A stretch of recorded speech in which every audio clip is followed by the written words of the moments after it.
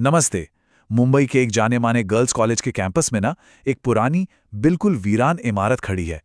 और उससे जुड़ी है एक ऐसी कहानी जो आज भी वहां के स्टूडेंट्स की रातों की नींद उड़ा देती है। तो चलिए आज हम उसी डरावनी किंवदंती की तह तक चलते हैं। ये शब्द मुंबई के एसएनडीटी गर्ल्स कॉलेज की सबसे खौफनाक किंवदंती का आप कह सकते हैं सार हैं। लेकिन देखिए, ये सिर्फ कोई कोरी अफवाह नहीं है। दो दोस्तों ने इसे मजाक में लेने की भूल की और उस रात उन्हें इसकी बहुत भारी कीमत चुकानी पड़ी। मुंबई के जुहू इलाके में एसएनडीटी कॉलेज की दो इमारतें हैं।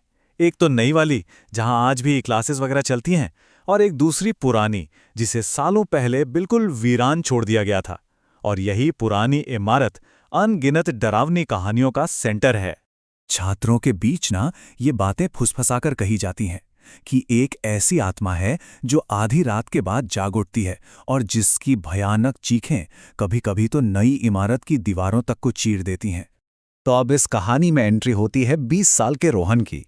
जब उसके एक दोस्त ने उसे ये किंवदंती सुनाई तो वो हंसने लगा, मजाक में उड़ा दिया। उससे मतलब भूत प्रेत पर रत्ती भर भी यकीन नहीं था। और इसी बेफिक्री ने उससे एक चुनौती के सामने लाकर खड़ा कर दिया, उस इमारत में एक रात गुजारने की। तो भाई, चुनौती कबूल कर ली गई। रोहन अपने दोस्त विशाल के साथ कॉलेज की उस वीरान इमारत में घुसने का प्लान बनाता है। उन्हें आप यकीन मानिए जरा भी अंदाजा नहीं था कि उनका ये मजाक कितना ज्यादा भारी पड़ने वाला है। इन दोनों दोस्तों का नजरिया बिल्कुल जमीन आसमान का था। रोहन के लिए यह सिर्फ एक एडवेंचर था, मजाक मस्ती। लेकिन विशाल को तो इमारत की हालत देखकर ही दहशत हो रही थी। चारों तरफ घनी झाड़ियां, मकड़ी के जाले और एक अजीब दम घोटने वाली खामोशी। रात के 1:30 बजे टॉर्च लेकर वे कॉलेज के पिछले हिस्से से अंदर घुस गए। जैसे जैसे पुरानी इमारत की तरफ बढ़ रहे थे, माहौल एकदम तनावपूर्ण होता जा रहा था। हर कदम पर सिर्फ उनके दिलों की धड़कनें ही सुनाई दे रही थीं। थक थक, धक थक। वो अभी पुराने लेक्चर हॉल और क्लासरूम देख ही रहे थे कि तभी अचानक एक बंद कमरे से उन्हें एक औरत की आवाज सुनाई दी। आवाज ऐसी थी जैसे कोई टीचर पढ़ा रही हो। आवाज बिल्कुल साफ थी, कोई पहाड़े दोहरा रहा था। अब ये सुनते ही विशाल का तो दिल दहल गया, पर रोहन को अब भी यही लग रहा था कि उनका कोई दोस्त ही उनके साथ प्रैंक कर रहा है। तो अब सवाल ये था, क्या ये वाकई कोई मजाक था या फिर उस वीरान इमारत में उनके अलावा कोई और भी था? वो सच्चाई का पता लगाने के लिए उस क्लासरूम की ओर बढ़े। मगर जैसे ही वो दरवाजे तक पहुंचे, आवाज अचानक बंद हो गई। और फिर उन्हें एक अजीब सी तेज ठंडक ने घेर लिया, जैसे हवा का तापमान एकदम से गिर गया हो, मानो वो किसी बड़े फ्रीजर के सामने खड़े हों। हिम्मत करके रोहन ने क्लासरूम का दरवाजा खोला और अंदर गया, और विशाल भी डरते डरते उसके पीछे पीछे चला गया। अंदर जो होने वाला था वो उनके सबसे बुरे सपनों से भी कहीं ज्यादा भयानक था। अचानक वही पहाड़े पढ़ने की आवाज फिर से गूंजने लगी, लेकिन इस बार वो बहुत गुस्से में लग रही थी।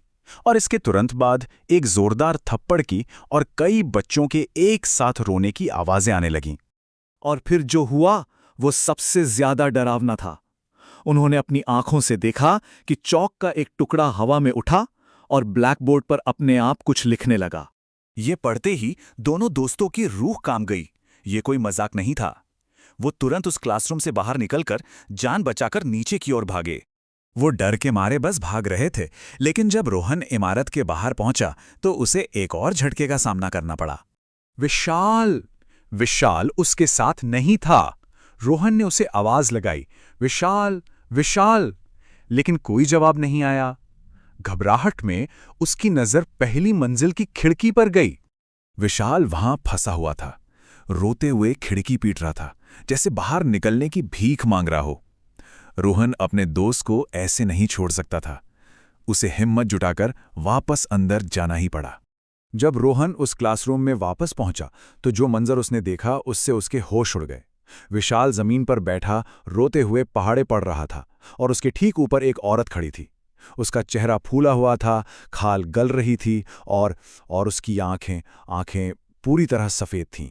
जैसे ही उस औरत का ध्यान रोहन पर गया, उसने एक खौफनाक पागलों वाली मुस्कान दी और धीरे धीरे उसकी तरफ बढ़ने लगी। रोहन इतना घबरा गया कि वो पलटकर भागा, लेकिन सीढ़ियों पर उसका पैर फिसल गया और वो बेहोश हो गया। जब रोहन की आंख खुली तो वो विशाल के फ्लैट पर था। लेकिन उस रात असल में क्या हुआ था, इसकी कहानी के 2 अलग-अलग पहलू सामने आए, जिससे ये रहस्य और भी ज्यादा गहरा हो गया। उस रात की कहानी के 2 वर्जन हैं, जो एक दूसरे से बिल्कुल मेल नहीं खाते। रोहन की याददाश्त के मुताबिक उसने विशाल को भूत के चंगुल में फंसा देखा था। वहीं विशाल की कहानी कुछ और ही कहती है। उसका कहना है कि रोहन खिड़की पर चिल्ला रहा था और जब वो मदद लेकर पहुंचा तो रोहन सीढ़ियों पर बेहोश मिला था। लेकिन एक बात, बस एक बात दोनों कहानियों में एक जैसी थी।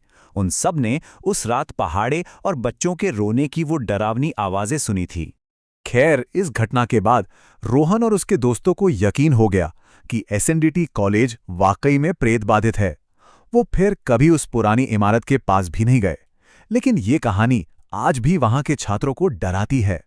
तो सवाल बस यही रह जाता है, क्या उस टीचर की आत्मा आज भी अपना बदला पूरा करने के लिए उस वीरान इमारत में भटक रही है? ये एक ऐसा राज है जो शायद हमेशा के लिए उसी अंधेरे में दफन रहेगा।